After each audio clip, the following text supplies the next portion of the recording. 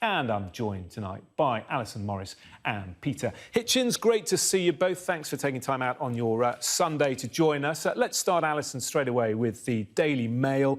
Lawless and reckless. Black Lives Matter protesters toppling one statue in Bristol and defacing a statue of Winston Churchill in Westminster. What do you make of this?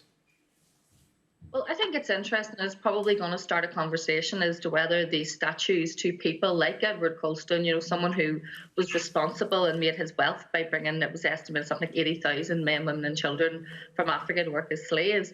I think that a lot of these statues should be removed from public places and maybe placed in a museum. They could maybe be used as some sort of teaching, but they should be taken away anyway. I think that they're offensive and they should have been gone long ago. But I do think it was interesting reading about how the Daily Mail had monitored what was seen, the sort of trouble, because I'm a journalist who has been covering conflict in Northern Ireland for 20 years, and I have been at more riots than, I would know how to count. And you can see how quickly something that's very peaceful can turn into something very, very violent, very lawless very quickly. I think that there's criticism of the police for not stepping in and arresting more people at the scene. But what you have seen with the protests in America is when police did move in and they were very heavy-handed and protesters have been injured. And if something like that happened here and there's a chance that somebody could be seriously injured or killed, imagine how that would escalate these protests. It would escalate them far beyond what we're seeing now, which is the fact that despite the fact there's a handful of people intent on causing trouble, the vast majority of the thousands of people who are marching have been peaceful. Peter, I'm sure you've got something to say on this as well. Priti Patel said toppling this statue was utterly disgraceful and a distraction from the cause. Do you agree with that?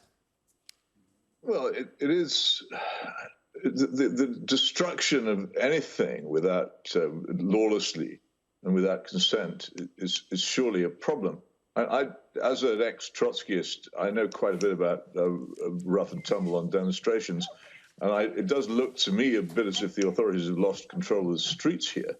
No one's going to stand bail for an 18th century slave trader or say how wonderful he was, or demand that he continues to be commemorated. But the point is that it's up to people to decide by consent, democratically, if they want to remove these things. When real living existing tyrants fell in the old Soviet Union, the Eastern Bloc, a lot of the statues were removed initially, but some of them were put back, and many of them were later placed on display elsewhere. If you go to Berlin now, you can still see Marx and Engels, and they're still there, even though there has to be discussion about this. But for a crowd to tear down a statue, and in my case, even worse, for a crowd to daub insulting slogans on the plinth of a statue of Winston Churchill, is, I think, indefensible.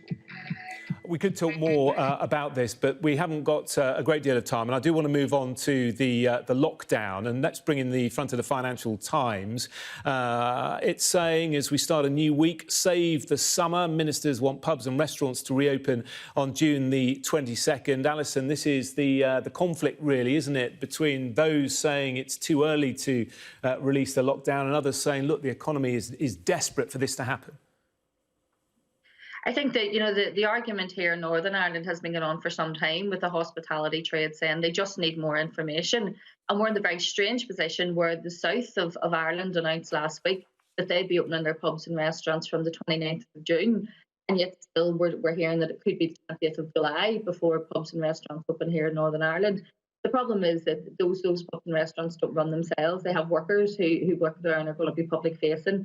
And so there needs to be steps to make sure that they're protected, that it's safe, that the public using them, those restaurants and pubs are safe. But also people need to be given time and money to plan, because most people who I know who have a small pub or a restaurant, they work in such small margins of profit.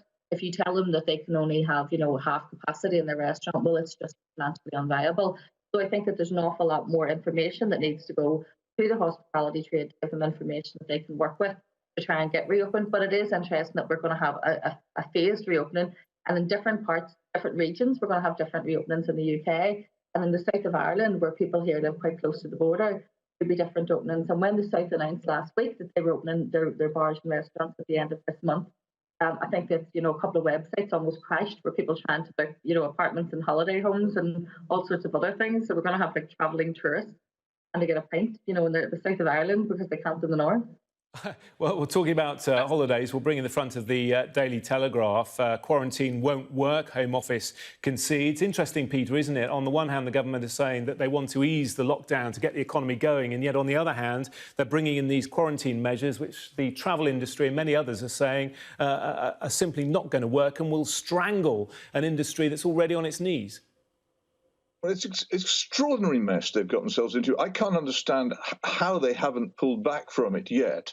With the whole of the airline and industry and now many others beginning to take legal action against them, I think they are really going to have to reconsider something which is not merely disastrous for the travel industry, but as the Telegraph story says, more or less completely unworkable. People are going to be asked to fill in forms unless they actually, as the story says, unless they actually say they're called Mickey Mouse and live at Buckingham Palace.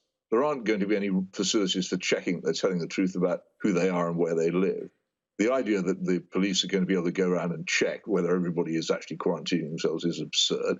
The thing is both unworkable in practice and disastrous in effect. I can't actually understand how it is that the government has still not backed away from it. I think they're just looking for a plenty of other countries have brought in. Sorry, Peter, to interrupt. Plenty of other countries have brought in quarantine, haven't they? And it's been successful. Are you saying the problem is that this is now too late?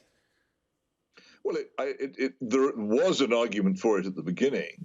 I don't know whether it has actually been particularly successful, or how many countries have actually brought it in, particularly at a stage where it would just mean preventing people from leaving their own country.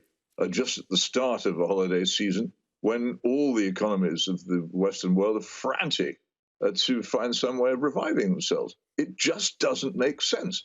And as I say, it's unworkable. It's a bluff. And people are just not going to be compelled by any serious law enforcement to abide by it.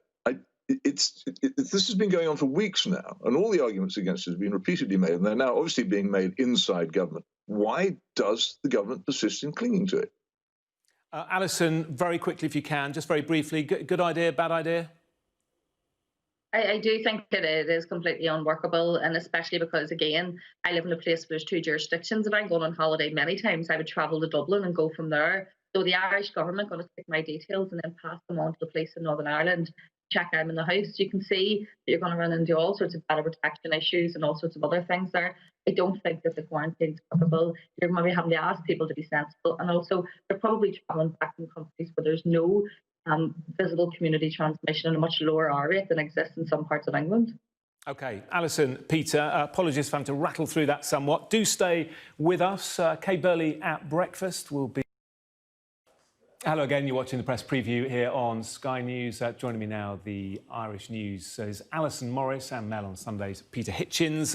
Let's crack on straight away, Peter. Front of the Metro, deaths down to 77 in a day. It's the lowest since the lockdown. It shows that the lockdown has worked, doesn't it?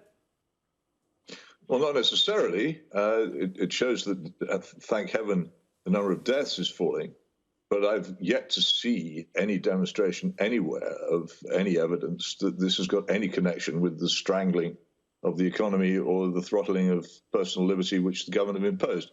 In fact, the only evidence we do have from New York State is that people who remained at home as instructed formed the majority of those who were hospitalized with COVID in the subsequent period. So I think we have to be very careful about attributing these developments to the government's policy. In fact, I think we should be extremely careful about doing so in case the government is encouraged to believe it can do this again.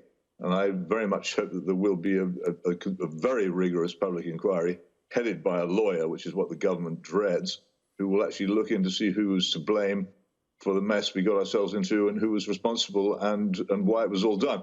A fascinating story in the Observer yesterday, which suggested that the problem of the care homes really does need to be looked into far more than it has been so far. But no, I wouldn't draw the conclusion you do from that at all. There's an awful lot of presupposition in this country at the moment that because the government did this, it must have been right. I've learned enough about governments to know that they aren't necessarily right, and I think we should be much more sceptical. OK. Nonetheless, zero deaths in Scotland and Northern Ireland, Alison. That is something to be pleased about.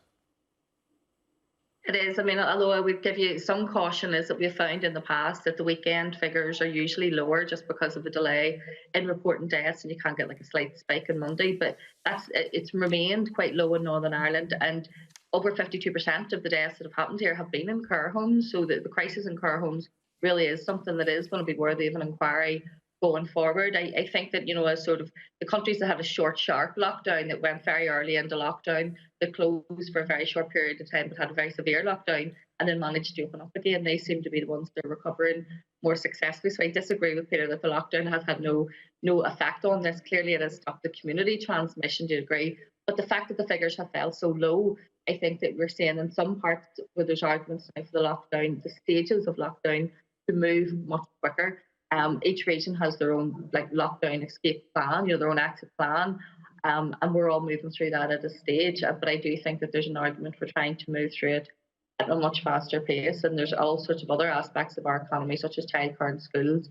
And I really feel so much concern for children who are neglected or abused or in abusive homes, or carers themselves who have been left alone throughout this crisis. So I do think that all of those things need to be looked at, but it is a good news story. And I mean, I was delighted when I seen that front page to see that it's not just ourselves in Northern Ireland who seem to be recovering quite quickly, but that seems to be the pattern everywhere else across these islands. It will be a battle to get things going, Peter, according to the front of the Daily Express. Boris battle plan to save 3 million jobs, steps to get Britain moving again. What do you make of this story? Well, about time. We gathered again from the Sunday Times this morning. The Prime Minister seemed to have been surprised when the Chancellor and the Business Secretary went to see him and said, look, actually, these policies are threatening jobs. People such as me have been pointing this out from the beginning, that we are fundamentally a service economy. We've closed down all the services. You can't expect that to happen without there being a devastating effect on business. I'm really glad the government has finally woken up to it, but I'm not sure it's in time. But I'd say it's good to see that they're doing so. But again, one hopes that the public inquiry will look into whether they ever actually understood the economics of what they were doing. The problem, of course, Alison, is getting the public behind the plan to ease the lockdown, isn't it? Many people still understandably incredibly anxious about getting back to normal, as it were. And I do think that there's an argument for those who are shielding, or those who have underlying conditions, or people who are elderly, that they should be allowed, where possible, to remain at home. If we can and arrange for people not. I've been contacted by people who have underlying conditions who are terrified that they're going to be forced back to work. But I do think that that we need to look at how this is going to work. The furlough scheme is clearly masking mass unemployment that's going to happen after this. We also have in January that we have Brexit and the Northern Ireland Protocol will kick in. That'll have, it was always going to have an effect on our economy, so that's sort of a two-pronged attack in that sense. And all these things need to be looked at. But until you have so much to think about. Alison, sorry, I'm going to have to cut you off there. Alison, Peter, thank you both very much indeed. We'll see you again in half an hour.